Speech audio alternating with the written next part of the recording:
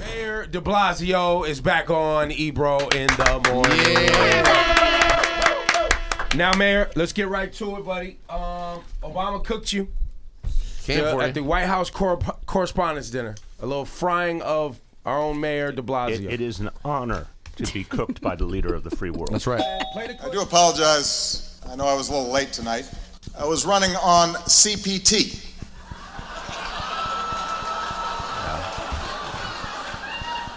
Which stands for jokes that white people should not make. How do you feel? How'd you feel? How'd you feel, though? It's funny. It's funny, but it's, I guess my life, is kind of interesting. But when the President of the United States makes a joke about something, that's kind of cool. Yeah, you got to take that. That's kind of cool. Look at the bright side, I would have been excited. Yeah. We were part of the conversation. Yeah, I got no shout-outs during this. But on the joke part, since it keeps coming up, let's put it to bed do you have any regrets on the joke at this point? Well, in the sense that it's gotten all this attention and certainly was not meant to be offensive in any way. I guess I'm sad that that's all happened. But again, I keep saying it was a satire. The whole show was a satire. Right. And it was kind of, I guess I'm helping you out here. It was meant to kind of be in bad taste. Like you had other jokes up there that were in bad taste also. Well, and my friends in the media had jokes that are in bad taste too. It's the whole nature of the show, sadly. And that's like it's a satire. Everyone makes fun of each other, right? Even the Larry Wilmore, the guy hosting, used the N-word at the White House. Yeah, exactly. At the same night. Now that's going a little farther. So. Yeah, and said some other really, pretty critical things of the president in jokes that were like, whoa, and this one just got made such a big deal. Yeah, that's what I can't understand. But the point is with satire, and then the chorus, it sets up a joke on myself. Right. And so I hope we can understand when satire is satire. And you can laugh at yourself and you can laugh at Obama. And you have to laugh at yourself in life and in public life especially. The last 2 weeks on the cover of mostly the Daily News, I think, but New York Post here and there. First it was some NYPD officials, I guess is the term, have cut some deals or were doing favors for community leaders in New York City. And it's DeBlasio's fault. Now, you're the boss, so it's your fault. But can you articulate to us regular folks what exactly is happening? Yeah, I want to go through different pieces, but say, of course, everything's under investigation. So until all the investigations are done, we won't know the full facts. What we can say, at least in the case with the police department, is the Internal Affairs Bureau, which is the internal investigation arm, came to enough of a conclusion so far to say there were a group of senior police officials who apparently accepted gifts they should not have accepted. There's very clear rules in New York City government about gifts that you can accept. They're very, very, very limited. And apparently some of them accepted pretty lavish gifts. Now, all of those individuals have been either demoted or suspended, or some major action has been taken, even while the larger investigation continues. That's the only truly tangible thing we know after all these weeks of drama. But yeah, look, everything ultimately, in terms of the whole city government, I always take responsibility for the entire operation. I know Commissioner Bratton does in terms of NYPD as well. Oh, so you weren't in every single conversation when they were cutting these deals with these community leaders? Amazingly. You're not in every single conversation that takes place, on every email. I try to be in every room in New York City simultaneously. Not working so far. Got it. But, Commissioner Bratton, to his credit, once that first piece of the investigation happened, he took very, very stringent action. Who pushed for the investigation? I don't know the history of how the charges first came to light. I can say something simple, though. Anyone of any seniority in New York City government has been trained that you're not allowed to take gifts, that there's a very, very stringent limit. So I have to believe these individuals knew that, and they did something inappropriate. But again, we have to have a full investigation, take course and due process and all. But look, the overall reality is we hold ourselves to a very high standard. I mean, I think if most of the public knew the ethical requirements in New York City government, they'd be very impressed. All the things you have to disclose everything that happens in your personal financial life every year. You have to, be very, very careful not to accept any gifts. You have to avoid conflict of interest. In fact, we have literally a thing called the Conflict of Interest Board. If there's any question, you go to them, and they define what you're allowed to do or not do. So we have, I think, of anywhere in the country, some of the highest standards and the greatest enforcement. That's the good news.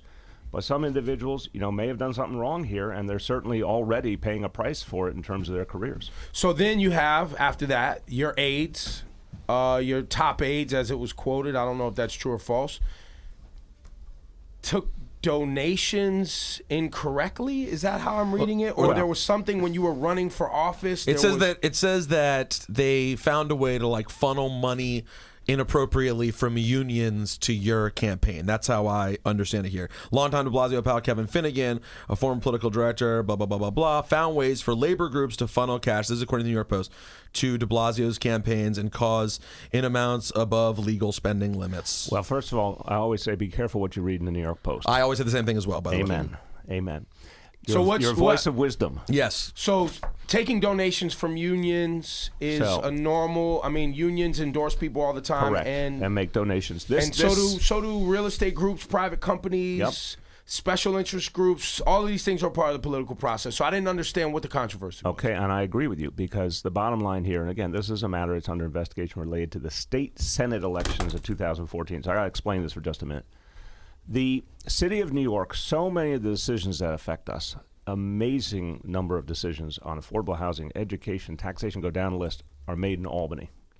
Now, I've said very openly, I question why in the year 2016, when the city of New York has 8.5 million people, we're the economic engine of the state, we have 43% of the state's population, and still a vast, vast number of decisions made about us are not made by us.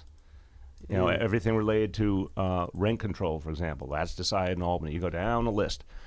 So to actually be able to make change in this city, you have to be able to work with Albany. And for most of the last half century, there's been a Republican state Senate majority that I think has been working against the interests of the people of the whole state, but certainly has not been sympathetic to the people of New York City. I came into office, and there was an opportunity to try and do something about it by working to elect a Democratic majority in the state Senate. And the law stipulates very, very clearly that there are any number of different political entities, party committees, state Democratic Party, county Democratic Party, all sorts of different organizations that can work as part of that election. So the problem in that New York Post article is it seems to be missing the fact that it is perfectly legal, and it's been done for years and years, for someone to give money to a party committee to help elect Democrats. It's a very normal reality. By the way, my predecessors worked very hard to elect Republicans. Now, I think, Ebro, the bigger question here is, does this system make any sense in general? I am absolutely convinced everything we've done was legal, appropriate, consistent. But does this system make sense? No, it doesn't make sense. You know, we need to fundamentally change the way we go about elections. I believe that where this country should go is literally to take private money out of the election process. And that's all the way to the federal level, because you're hearing those conversations as well. Correct. About, what are they called? The super PACs? Mm-hmm. Is that the thing where these big companies come together and raise money and put it into some sort of support for a candidate? But these are major corporations doing it and special interest groups. And unlike anything I've ever been a part of, many, many times, it's vast amounts of money and it's absolutely undisclosed. One thing I've said, in anything I've ever been a part of politically, we're going to disclose who's making the donations so the public knows, the media knows, they can ask all the right questions. But what's happening in this country, and it's happening in this state as well, is that vast amounts of money have gone into the political process, and we literally don't even know who gave it. When I came into office, you may remember the first year, there was a huge amount of advertising against me. This was over some of the charter school issues. The money was provided by hedge fund managers, very wealthy people. They never disclosed who they were. They spent the first time something like $4 or $5 million against me just in the first few months in office. And that's part of the double standard here, too. Private individuals, corporations, wealthy people can spend all they want to influence the process. They don't even have to disclose it. You don't even know who they are. And when people in my position work with folks who agree with us and are trying to achieve some of the same changes, we're trying to make progressive change. We're trying to change the city. We're trying to address income inequality. But when folks come together to work with us on that, suddenly, you know, all these attacks. So the bottom line is where we need to go is to get private money in general out of politics. But until we get there, where I think there's a double standard is, why is it okay for some people to play by the existing laws and rules, including my predecessors as mayor, But when we do it, it comes under this kind of attack. I think there's a real concern there. There's a double standard being held. Or do you feel like you're being made the poster boy for controversy in the news right now? Because, I mean, I saw an article that basically is saying that all of these things week after week, and I've told you this on the program, where I feel like, you know, you're the mayor that stopped stop and frisk. You're the mayor that is working to clean up NYCHA right now, the New York City Housing Authority, and you're the mayor. I mean, you're not getting the credit, but 200 some odd gang members busted, and you know, I know that's Commissioner Bratton. I know that you working together with the NYPD and other factions to clean up our projects, basically clean up the houses around here so that they're more livable, right? Are these the things that people are seeing you do great things? Because it happens to Obama too. He does some great things.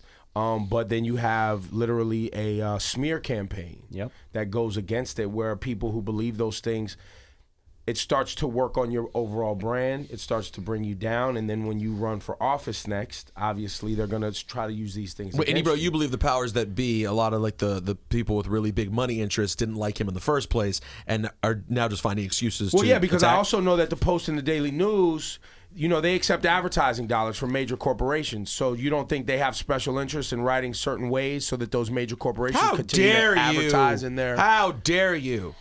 Yeah, I think you're probably right. But I'm just saying, all of this negative media begins to work against you, and what are you going to do to fight back? Well, you go to the people. I've long believed this. The people see through all this kind of thing. They certainly, look, I think people understood the attacks on President Obama. And I believe the way you opened that question, if you look at the fact that I came to office to address income inequality, the thing I wanted to do was put a tax on the wealthy in New York City to pay for pre-K. Folks in Albany, it's another great example. Folks in Albany literally would not let us tax our own citizens for something like pre-K. Now, the good news is they were willing. They were so concerned not to tax the wealthy, they gave us other money for pre-K. Okay. Good news is we got pre-K. We have full-day pre-K for every child in the city, 68,000 kids. But when you think about it, this administration came into office saying, we will make change, period.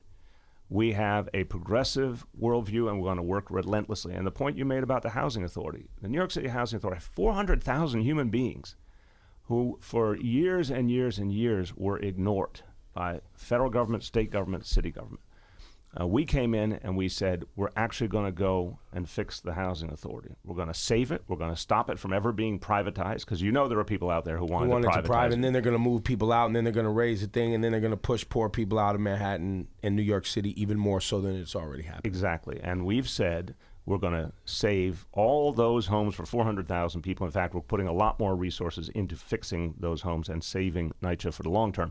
We said we needed to be fair to tenants. We actually had a rent freeze this year for rent-regulated apartments, something that's never happened in almost half a century. So when you look at all the things we're doing to make change, it never shocks me that a lot of very powerful people are going to fight back with the tools and resources they have and not even tell us their names. So again, that first year, we were attacked with a huge amount of money from the hedge fund world. That happened again last year. Obviously, our good friends at Uber sent millions of dollars of advertising against me. Look, this is not even close to a level playing field. You're talking about corporations and wealthy individuals who can do millions and millions and millions of dollars anytime they want. We don't have anything like that to respond with. So it does not surprise me when I see these approaches. I think the people will be upset by it. I think when the people see that a government they elected, a progressive government, is making change across the board on education, affordable housing, you're right. We reined in stop and frisk. 700,000 people stopped in 2011, primarily young men of color, treated like there was something wrong with them. We have fundamentally turned that on its head while making communities safer simultaneously. We're very proud of that gang takedown, and we have been providing the resources to NYPD to do more and more. So you look at the fact that we're making the city safer while also addressing the unfairness that existed before. Yeah, there's a lot of powerful interests who don't necessarily want to see all this succeed. But we're going to keep fighting, and we're going to keep bringing it to the people. I was in 2 churches in Southeast Queens over the weekend. People get it at the grassroots. They've seen these games before. They get it. And you're going to build a new fully staffed 116th precinct in Queens? In Southeast Queens. This is Southeast Queens. Literally for decades, people have been begging for a new police precinct because the one they have, the 105, is one of the biggest in the city. They were very concerned they weren't getting the response times they needed.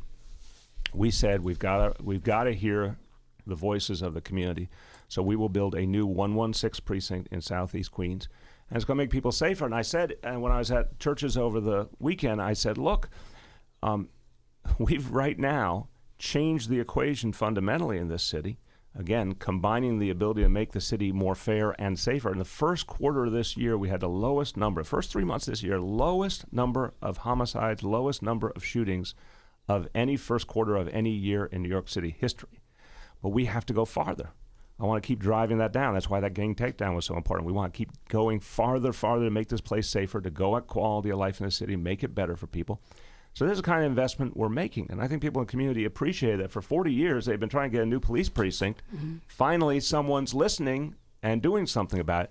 Again, this is why I believe the people are going to see all this in a different light, because they care about whether their government is actually serving them. You talk to people whose kid got pre-K or free after school for all our middle school kids. It's another really important thing. Kids in 6th, 7th, 8th grade, every single one now is guaranteed free after school programs. Yeah, I saw that you guys are funding the Beacon programs, which are really important, especially with all these kids that don't have after school programs, that are in the streets, getting in trouble. Keep your ass out of McDonald's. McDonald's Kids is are not the dying. after school program hangout. That's right.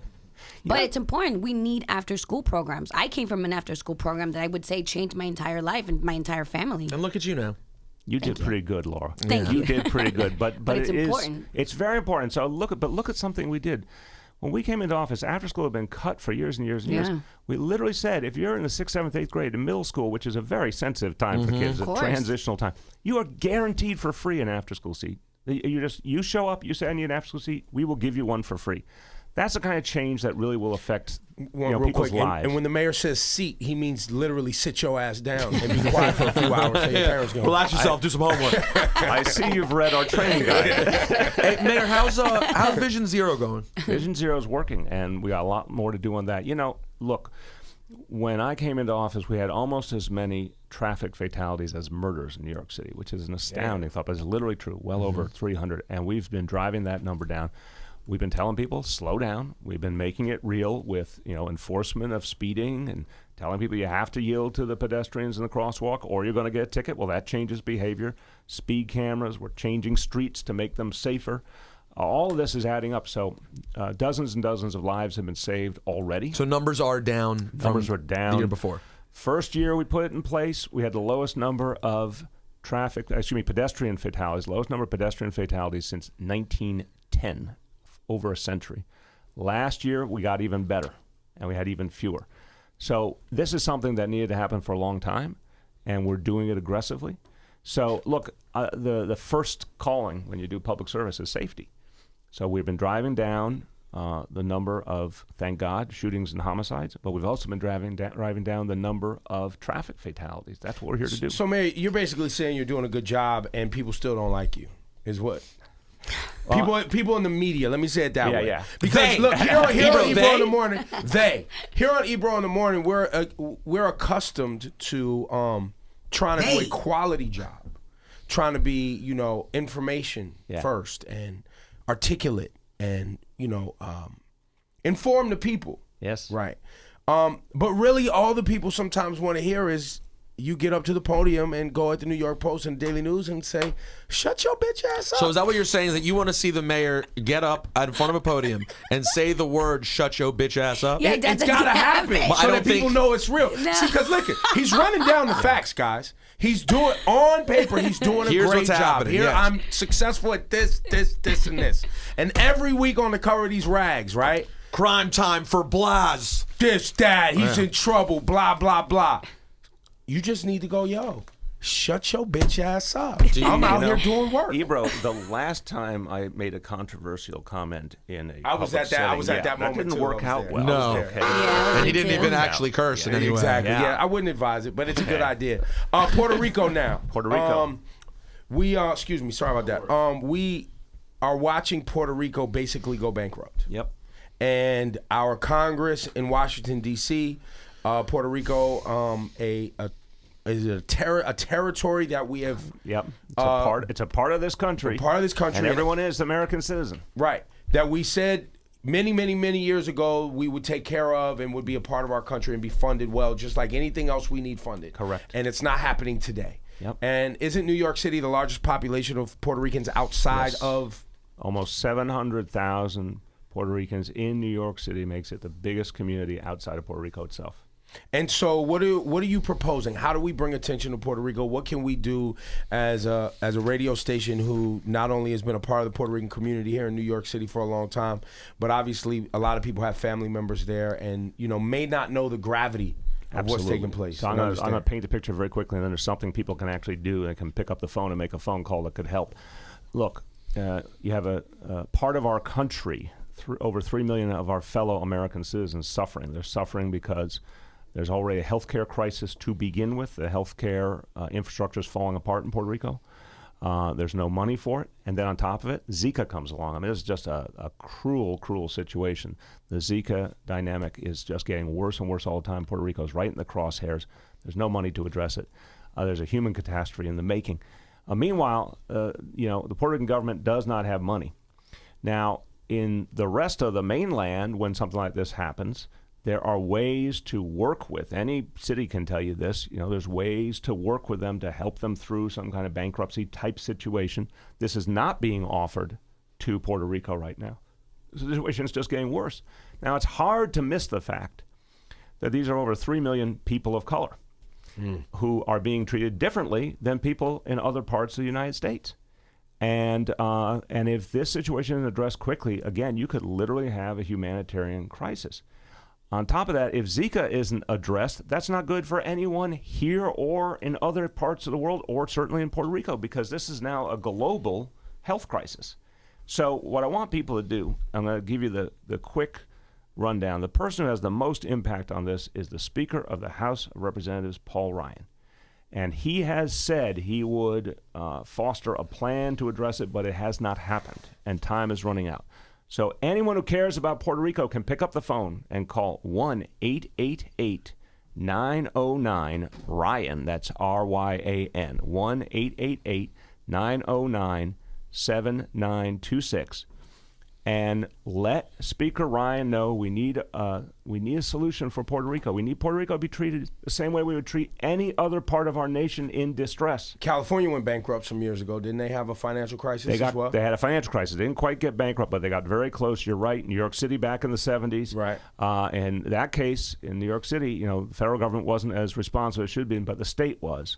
One way or another, the important point is the rest of the public world has to come to the defense of anyone in distress. And here is a part of our nation that is in deep distress. And again, if this were just a financial crisis, it would be bad enough. But it's connected to a healthcare crisis. Right. And so it just does not make sense. Are we going to watch 3 million people suffer when clearly our federal government has the power to address this right now? And these are black and brown people in Puerto Rico. This isn't just anywhere. Right. We have deep roots there.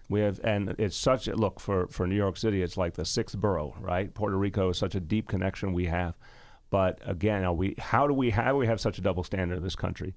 This were any other part of the country, the cavalry would already come.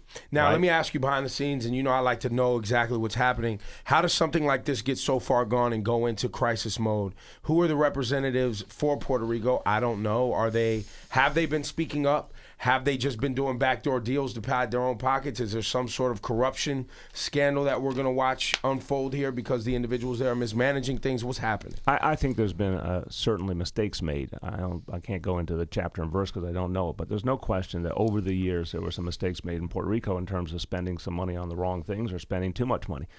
But for the last year or two, a lot of leaders have been speaking up and saying, regardless of the mistakes of past governments in Puerto Rico, you can't hold that against the people of Puerto Rico. You can't allow them not to have basic health care services and to suffer because some of their leaders made mistakes. And that is, by the way, consistent with the way we've approached things in other places.